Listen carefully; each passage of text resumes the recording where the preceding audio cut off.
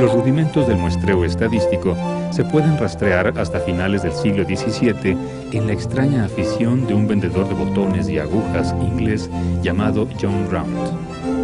Él mismo describió su pasatiempo como el placer de deducir cosas curiosas e inesperadas de las tablas de mortalidad de Londres. Las tablas de mortalidad de Londres eran precisamente eso, una lista que desde 1603 se publicaba semanalmente en la capital inglesa, en donde se informaba el número de muertes que ocurrían en la ciudad y el número de niños bautizados. Las tablas eran solamente una pequeña muestra del total de muertes y nacimientos de Inglaterra, pero Grount se las ingenió para encontrar resultados generales. Calculó, por ejemplo, el total de la población inglesa, los ciclos de incidencia de la peste, la relación entre la migración y las enfermedades, y fue el primero en darse cuenta que en el mundo nacen más hombres que mujeres. Para estimar, por ejemplo, la población de la ciudad de Londres, partió del número de bautismos reportado en las tablas para calcular el número de nacimientos. Con ese dato infería el número de madres, de ahí el número de familias y finalmente, suponiendo que el número de miembros de una familia londinense era de 8, Grount infirió que el total de la población ascendía a 384.000 personas, sentando las bases de una línea de pensamiento que se conoce como inferencia estadística.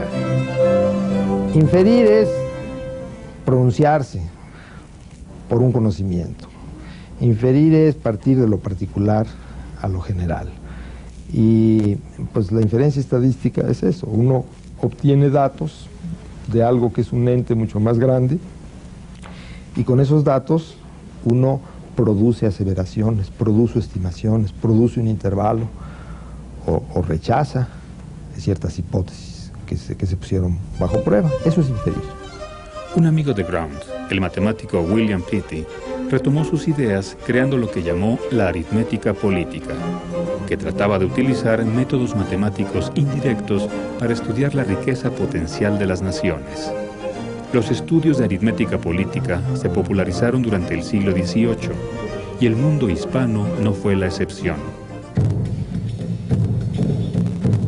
En esa época se creía que la riqueza de un reino o de una ciudad estaba en función directa del número de sus habitantes. Y en la última década del siglo, la corona borbónica mandó a hacer un censo de sus colonias ultramarinas. En la Nueva España, los resultados del censo, llevado a cabo por el virrey Revillagigedo, fueron cuestionados por el científico criollo José Antonio Alzate y Ramírez. Alzate verdaderamente le parece terrible los datos que da, porque el censo de Revillagigedo habla para la Ciudad de México de aproximadamente 115.000 habitantes, cuando Alzate calcula 213.000. O sea, no era un error de más menos 3, como se calculan ahora, un error casi del 100%, ¿no? Alzate describe varios métodos indirectos muy ingeniosos para estimar la población de la Ciudad de México. Por ejemplo, aseguraba que si en la Ciudad de México se consumían más comestibles que en Madrid, era lógico pensar que la población de la ciudad americana era mayor que la de la capital del imperio. Quizás una de las partes más interesantes es la parte de los consumos de alimentos, porque dice que habría que ver cuál es el consumo de alimentos en la Ciudad de México para poder calcular la población que hay, ¿no? Entonces toma todos los datos de todo el abastecimiento de la Ciudad de México y hace un cálculo, y a la hora de que compara resulta que no es posible consumir tanto, ¿no? Por lo tanto tiene que ser la población mucho más grande. Es un pleito muy largo, pero además muy interesante, en el cual en cuanto a los consumos, Revillagigedo le dice que en realidad los habitantes de estos reinos son mucho más golosos que los habitantes de España, que por lo tanto comen mucho más.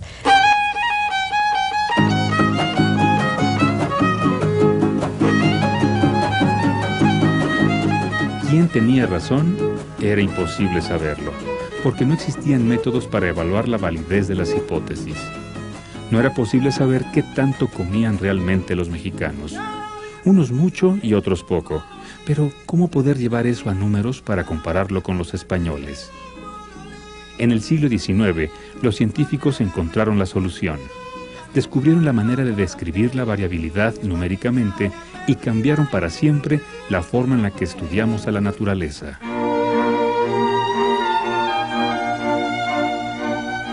Si visitamos un bosque y empezamos a observar la variabilidad en la altura de los árboles, nos damos cuenta que algunos son pequeños y otros son grandes. Pero como son muchos y están revueltos, es difícil sacar más conclusiones al respecto. Pero si pudiéramos ordenar a todos los árboles del bosque en grupos de diferentes alturas, nos encontraríamos algo muy interesante. Aunque la altura de todos los árboles es diferente, solo muy pocos son o muy pequeños o muy grandes. La mayoría tiende a un valor intermedio. Los científicos del siglo XIX hicieron miles de mediciones de toda clase de poblaciones imaginables y finalmente llegaron a la conclusión de que la tendencia de la variabilidad hacia un valor central ocurre con mucha frecuencia en la naturaleza. Este valor central se llama la media de una población y en algunos casos equivale a una cantidad conocida desde el tiempo de Pitágoras que usamos cuando pretendemos dar la idea de lo que es típico, el promedio. No existen dos hojas iguales, pero podemos pensar que todas se parecen a una hoja típica, que ni es muy chica ni muy grande, ni muy puntiaguda ni muy redonda. Podemos hablar entonces del tamaño promedio o de la forma promedio de una hoja, y de esa manera acotar la variabilidad de las hojas alrededor de un valor central. Esto nos permite comparar dos poblaciones diferentes matemáticamente, y de hecho muchos de los estudios de muestreo que hacen los gobiernos tienen como finalidad encontrar el promedio de algunas características de la población para poder hacer comparaciones entre países. Generalmente estamos estudiando promedios, por ejemplo, la edad promedio, el número promedio de habitantes en una vivienda, el número promedio de hijos en una mujer.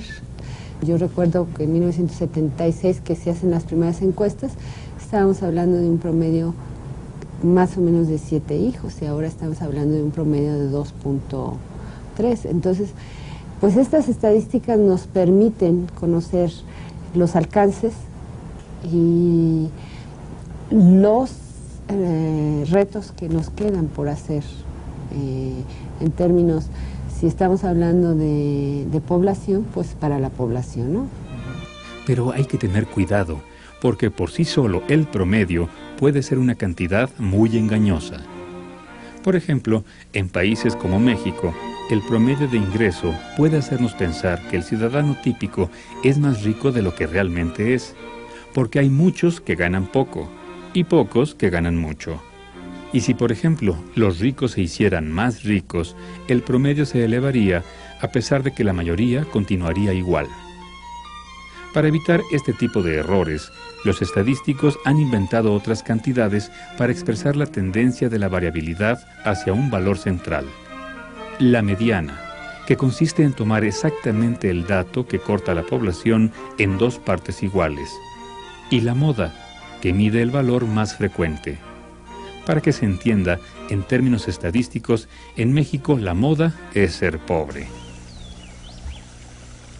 Pero la información que nos da la media, la moda y la mediana no sirve mucho si no conocemos qué tanta variación hay en la población. Y es que si reflexionamos un poco, nos daremos cuenta que la variabilidad es más fundamental que el valor medio. Lo que existe en la naturaleza es la variabilidad, el promedio es solo un número. Por ejemplo, la temperatura media en la selva lacandona es la misma que en el desierto de Baja California.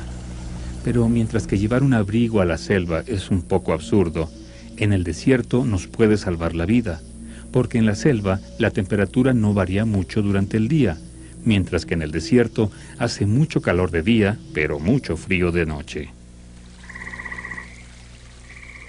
Los científicos del siglo XIX descubrieron que esta variabilidad se puede describir con un valor numérico, sumando la diferencia entre cada elemento de la población y el valor central.